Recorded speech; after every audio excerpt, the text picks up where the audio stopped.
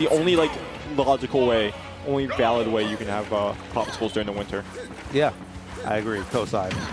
Speaking of popsicles, let's see which of these guys is the more calm, cool, and collected today. Seagull Joe versus Dunnobro in our lose quarters. Yeah, Seagull Joe coming off a win on Squid Plumber. Seagull has been playing a lot of characters today. We saw the Diddy and the Sephiroth earlier. Of course, seeing the Palutena now. It just seems like Seagull has, after the Palutena nerfs, has struggled to find a character that can reliably do everything. Yeah, but the thing is, like, Palutena can still do it. Like, you see a lot of like European players doing it, and like we see Chad still destroy people also. Like, Palutena has the chops. Yeah, I mean, but we're gonna see that side B just gonna blow up the Dunnobro right there.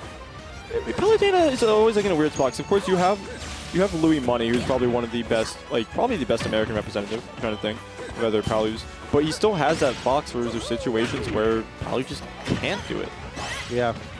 True, but then also you have like Chag and who's the other one? There's Raffalo. Yeah, Raffalo. Yeah, Raffalo. Raffalo actually coming off like a really hot second place at the, I think it's like Kings of Rain or something. It was a European regional. The only people he lost to was Leo and, well, Meister and then Leo and Grants. Yeah, wow. Took out like Gluto, I think Siski. Yeah, Siski. Meister. Took out the tournament is really stacked. Took out a huge roster of players. But it's one thing, Palu is a character that can shut. If you lose to Palu, you lose. Yeah. You get shut down hard by this character. Absolutely. But okay, the down throw DI trap looks like actually that was one of the rare situations where like forward throw might have killed. You're at like 170. You're 170, but I mean I think it would have pushed you far. I don't think it would have killed, but if Seagull held out, definitely would have killed. Yeah, so that's the thing. Like, you kind of had to hold in to like not die, and then like you get down throw, and then you end up dying anyway. Smart right there from Dunnobro, but I saw something in his eyes there. Like I thought he was looking for a foyer or something huge. Dunnobro will just forward throw some people and just completely bum rush the ledge, and then just force the opponent to make an option first, because otherwise you have, well, theoretically, otherwise you're gonna have a Mario. Ooh, that's gonna kill. You can have a Mario just rushing to fair you, but he never goes through with it. Yeah, but the one time he does, it's gonna be like it's gonna shake the rafters here at Xanadu. It's gonna, 5 years from now, it's gonna be Dunnobro versus Moku as a robot or something, and then he's just gonna pull it off, and that's how he wins Xanadu 678. Yeah, exactly. But right now, he's just getting shut down by Palu. Palu, of course, having access to that bear, which is invincible on the actual arm. So it being a great poke option, being a pretty decently fast move and safe, it kind of feels hard for Mario to actually deal with that. Yeah, he's just a poor plumber. Like, stubby limbs, doesn't really have anything to kind of contest that space if Seagull Joe just decides to throw it out. Of course, Palu having access to that fair and that Nair's has pressure tools, Nair's a wave dash to try to bait out an option for Seagull. Yep. Now Seagull playing with house money can really just afford to just hang back and do whatever he wants. That was actually really brave grab from Dunnobro, because like back throw wouldn't have killed for Seagull, but like it could have led to a really bad edge guard. Because once you're off stage at this percent, all Seagull really needs to drop down Nair, and maybe that will do the job. But up smash will be enough to do it. But here we go. The back throw I was talking about. See if he dropped down there, like I said. Even if he dropped down there, I don't think it would have taken it. Definitely now, great roll right there. And see, if he went for it, I respect that. It wouldn't have killed. Yeah, it would not have. Well, maybe last stop with a zoom in. Things get weird. I mean, Palu's not that like fast in the fall. She's definitely she falls fast, but nice. Just she's gonna take away that stock as that up air covers everything. Dunnobro was in a lose-lose situation there. He could have maybe, if he actually got the tech, could maybe tech inwards and catch Seagull drifting forward, but maybe. But like that up air is just insane. Yeah, like if you time it right, you can just like run, jump from the center platform, and just like kind of at least clip almost any other option. Like, I don't mind up air being like huge or whatever. Sure, there's always gonna be some huge hitboxes and it matches the visual of it. But why is it so strong? That's my main complaint about it. 'Cause you can see players dying like at 40% if you're at like certain stages, of course. But you're just gonna get faired a few times. Keeping that jump deep in the pocket, respect. So many other people would have tried to jump out of that and just potentially died in that situation because of it. Ooh, down smash, rare option, and had sends a really good angle, but Seagull maybe feel himself a bit too much with that counter. Yeah, I mean, it wasn't a bad option. We have seen how low Dunnobro has been going, but that doing it a bit too early is reactionable. Of course, Dunnobro still had to jump, and he could have, even if he didn't, he would have been able to make it back from the early up B. Okay, but Dunnobro getting some big damage in. And you see the one thing, the wave dash comes right there, and that up air scoops. He's not going to punish the... He's not going to punish Seagull going out far there. Nice, gets that Sword to Flame. The thing about Palutena is that like you're so pressed to get on the ground when she's juggling you, and it's like, okay, there's an opportunity, I'm back, and then all of a sudden you see Explosive Flame. It's like, well, shoot, I'm just dead here. Yeah, that's actually going to kill too. It's also like -2 on shield, so if you are in like a punish range, you're actually really not even going to be able to punish. Yeah, you have to punish the thing that she does after. Oh, bye. Yeah, you have to punish the thing that she does after, which is hard. It's another mix-up, another layer.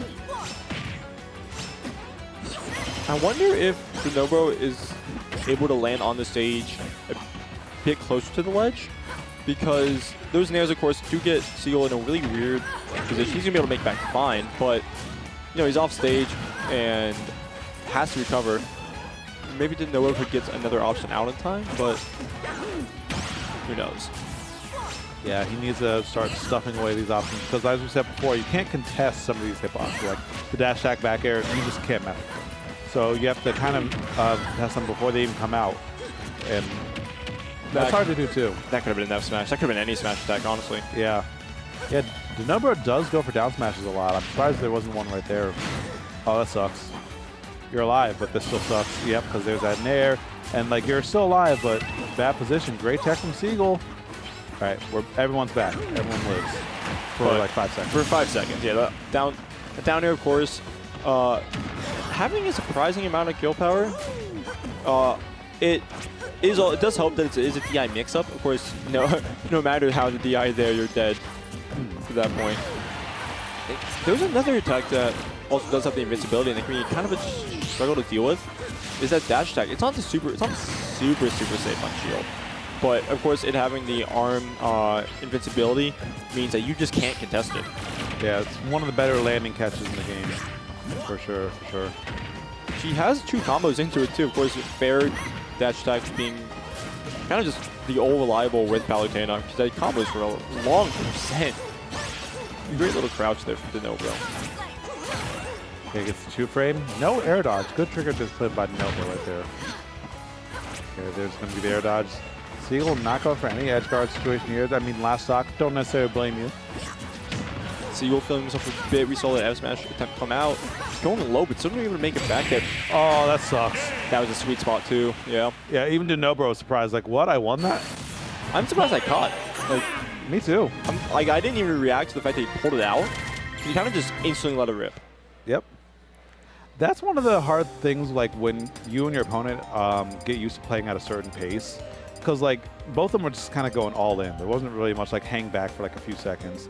So if Seagull had just kind of, rested on his laurels, no pun intended, for a couple seconds on that ledge, would have thrown off that timing entirely. But because they were playing that little tango that they were doing, Dunnobro was going to come out on top there. Yeah.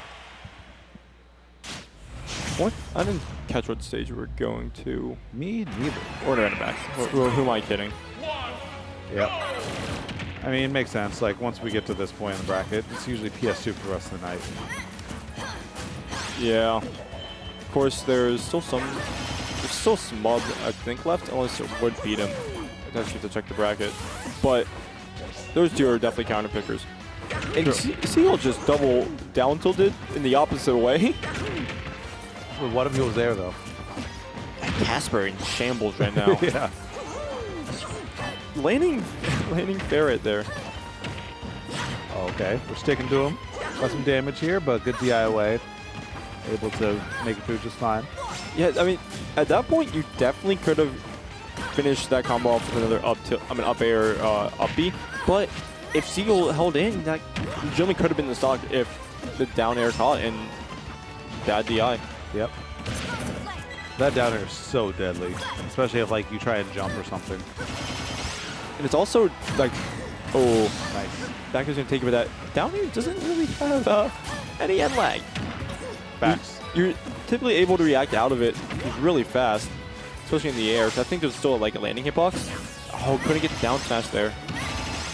Yeah, I mean, if down smash wouldn't have worked, I doubt Cape would have worked too. So Dunnobro playing optimally, but like Seagull just playing just one step ahead in some of these situations. But okay, gets that back air through the explosive flame.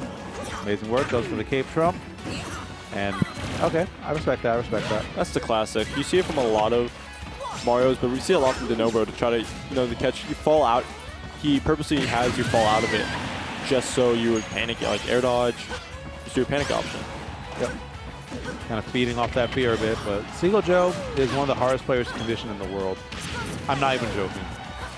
Seagull Joe will do a thing no matter what. He's really random, to say the least. Oh, actually, this could... No, great DI from Seagull there. And I do like these crouches that are coming out from Palutena. One of Palutena's weaknesses is that even with her good hitboxes, she still hits really high. Like, you see a lot of, like, specifically a lot of characters like Wii Fit, and there was a whole Palu loses to Kirby thing for a little bit, which I think was literally, that was the top tier players downplaying their character. Because there's, let's be honest here, no top tier loses to Kirby. Because Kirby's not good. Just going to take some shots at Kirby right now. But Dunnobro being able to use that crouch to avoid some of Palu's aerials or just high-hitting moves is working just a little bit out, working for him a bit. Yeah, it's working for him a bit, but not enough in this game number 3 here because a full stock behind. It's not looking like it's getting any better because he keeps on taking these trades, and trades when you're at a stock deficit just lead to you being even further behind. Now, line of attrition's being drawn, or war of attrition's being drawn, I should say. And what? So sometimes with some characters, the way you interact with the ledge is not particularly. No, you don't get up there. Yeah, you cannot. So some characters will just bounce off it because it doesn't like recognize the ledge as a grabbable at times, or like you're not at, you teleport into a position that's not grabbable and you'll just bounce up. I see it a bit more than I probably should because I practice when it's the Palu player. But it's also kind of shown the way of like Greninja or Lucario, how they kind of just pop up. Yeah, I've seen it with that. It's the most tragic when it's the non-teleport. Once the teleport one's like, okay, maybe you didn't angle right, but like when you see like Lucario slam face first in the stage and it's like not grab the ledge, like that sucks. Yeah, and here's the crouch coming out from Dunnobro. Going back to PS2, once again, you mentioned it. We got to the point of bracket where we're not going to particularly see many of these counter picks, if any. And I mean, Sage wasn't not working. It was just he struggled to try to regain the lead after he lost it. But we saw in that game too, if Dunnobro has the lead, he can kind of run with it for a little bit. Yeah. I mean, and that's if he doesn't get the kill right off the bat after getting a bit of a % lead also. I mean, Dunnobro is one of the deadlier players in the region. Labs so many different confirms off of weird situations. So, you know, he's good at getting those kills. It's just Seagull's defensive play has been amazing tonight. So the F smash, I'm pretty sure, did come out, or at least this particles, the startup animation did come out, and that dash attack code is gonna run right into his face and stuff it out. Yep, we've been talking about it a bit since game 1, but like Mario's stubby. It's really hard to get through those intangible limbs on the dash attack or back air. Oh, that could be huge, but not going to be able to get anything off. And I'm going to go for a cape, trying to go maybe for a back air, but of course Mario's not exactly the hitboxes aren't exactly the greatest. Yeah, Cape has a pretty big hitbox, so like I'm really surprised that Dunnobro didn't go for it. But honestly, with how fast Seagull fast fell, he might have been out of dodge before the situation played out completely. Oh yeah, sure. But right now having to great little bait right there, but just gonna air dodge back into the ground. And there was one talking about should be fine, but talking about the safety on shield that Mario has. We saw that bear cross up a little bit, and then instantly before Seagull was even able to do it, pull out a punish, you can see the up air just come out. So yep. Fast options, bit safety on shield, but not exactly the most, not exactly the biggest. Yeah, and that down air actually getting the kill like from floor level at 160 something, but still amazing. But a fair bit of rage.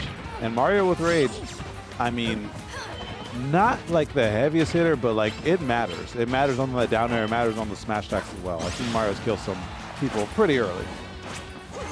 You're getting off the ledge and you're not. You're getting back by going to the top. The thing is, when you reverse cape there at the ledge against Palutena, like, if all she has to do is jump and back air, like, what are you going to do on, like, double jumping back onto stage against a back air? Nothing, as far as I'm aware. You can maybe cape stall again. Wait, no, that doesn't even work. Yeah, you'd kind of be screwed. Yeah.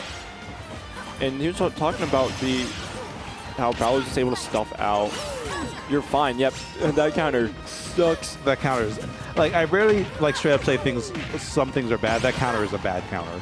It's a bad counter. If your character has, like, I guess it's a fast up B in terms of, I guess Mars, for instance, it can't hit it.